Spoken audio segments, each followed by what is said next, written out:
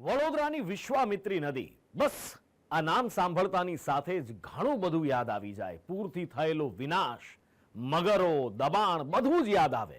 પણ આ વિશ્વામિત્રી નદીમાંથી હવે મગરોનું સરનામું બદલાવવા જઈ રહ્યું છે. વાત કંઈક એમ છે કે નદીનો પટ પહોળો કરવાનો છે, એનું કામ ચાલુ થવાનું છે, એટલે મગરોને બીજે ખસેડવાની તૈયારી થઈ રહી છે. પણ જો આ પ્લાન સફળ થાય તો વડોદરાને પૂર અને મગરો બંનેની સમસ્યાથી છુટકારો મળી જાય. પણ આ પ્લાનનું અમલીકરણ એટલું પણ સરળ નથી. વડોદરા શહેરની જુદી જુદી ઓળખોમાંથી એક ઓળખ છે મગર. શહેરમાંથી પસાર થતી વિશ્વામિત્રી નદીનું નામ આવે એટલે તેમાં વસવાટ કરતા મગરોનો ઉલ્લેખ અચૂક થાય. જો કે હવે વિશ્વામિત્રીના મગરોનું સરનામું થોડા સમય માટે બદલવા જઈ રહ્યું છે. તેની પાછળનું કારણ છે વિશ્વામિત્રી નદીની સફાઈની કામગીરી. વિશ્વામિત્રીના પટને પહોળો કરવા અને નદીને ઊંડી કરવા માટે મનપાએ 1200 કરોડ રૂપિયાનો પ્રોજેક્ટ તૈયાર કર્યો છે, જેના ભાગરૂપે નદીમાં વસતા મગરોને ખસેડવા જરૂરી છે. વડોદરા મહાનગરપાલિકાના પ્લાન અનુસાર વિશ્વામિત્રીમાંથી 150 જેટલા મગરોનું સ્થળાંતર કરવામાં આવશે. આ મગરોને આજવા સરોવર અને સફારી પાર્કમાં સ્થળાંતરિત કરવામાં આવશે. મગરોના સ્થળાંતર માટે વન વિભાગની મદદ લેવામાં આવશે. મગરના સ્થળાંતર માટે પિંજરા પણ તૈયાર કરવામાં આવ્યા છે. ફેબ્રુઆરીથી આ માટેની કામગીરી શરૂ થવાની શક્યતા છે, જે ચોમાસા પહેલા પૂર્ણ કરવાનો દાવો કરાયો છે. જંગલ ખાતાના અધિકારીઓને સાથે રાખવામાં આવશે. જે પિંજરાની જરૂર પડશે પિંજરાની વ્યવસ્થા કરવામાં આવી છે. લગભગ 150 જેટલા મગર અમાડી બાગ અને સફારી ગાર્ડન ખાતે સ્પેશિયલ એન્ક્લોઝર પાણી સાથેનું બનાવી અને આ મગરોને રાખવામાં આવશે. ઓગસ્ટ 2024. હવે એ સવાલ ઊભો થાય છે કે વિશ્વામિત્રી નદીને પહોળી અને ઊંડી કરવાની જરૂર શા માટે પડી? તો તેનું કારણ છે આ દ્રશ્યો, જે ઓગસ્ટ 2024ના છે, જ્યાં વડોદરા પૂરને કારણે બેહાલ થઈ ગયું હતું. વિશ્વામિત્રી નદીએ કાંઠા તોડતા પાણી શહેરમાં ઘૂસી જતા અનેક રહેણાંક વિસ્તારો બેટમાં ફેરવાઈ ગયા હતા. ઓગસ્ટ 2024માં વડોદરા શહેરમાં 3 વખત પૂર આવતા લોકોએ ભારે હાલાકીનો સામનો કરવો પડ્યો હતો. વિશ્વામિત્રીના પૂર માટે વરસાદથી વધારે તંત્ર જવાબદાર હતું.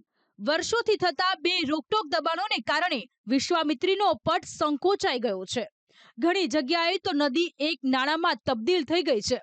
નદીનો પટ સંકોચવાની સાથે જ નદી છીછરી બની ગઈ, જેના કારણે નદીની પાણીના સંગ્રહ અને વહનની ક્ષમતા એક હદ સુધી ઘટી જતા શહેરમાં પૂર આવ્યું.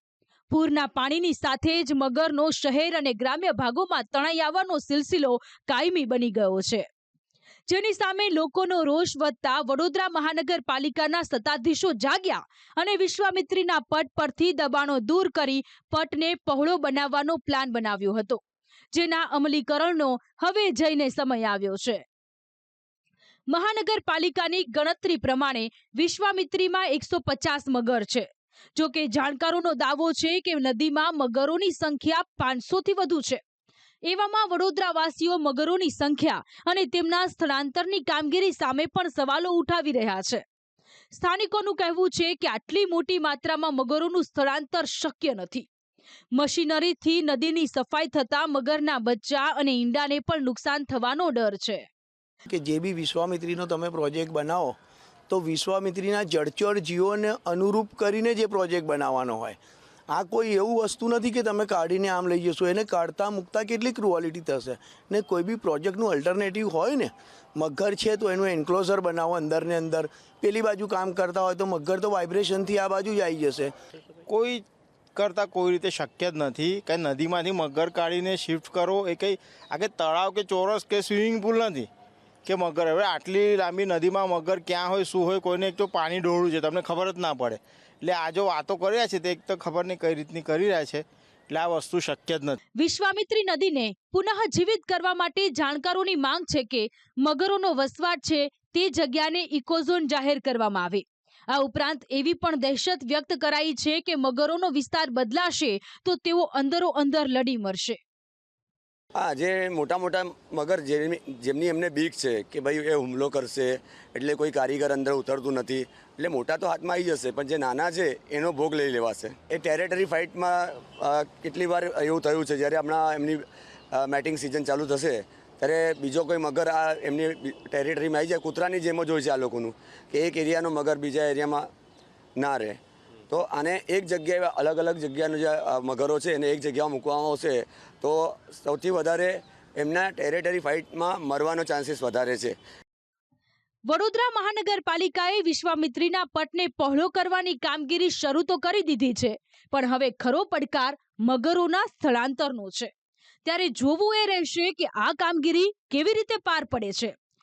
1200 કરોડનો આ પ્રોજેક્ટ વડોદરાવાસીઓને પૂર માટે કાયમી રાહત અપાવશે કે કેમ, તેના પર પણ સૌની નજર છે. કૃણાલ શર્મા, સંદેશ ન્યૂઝ, વડોદરા.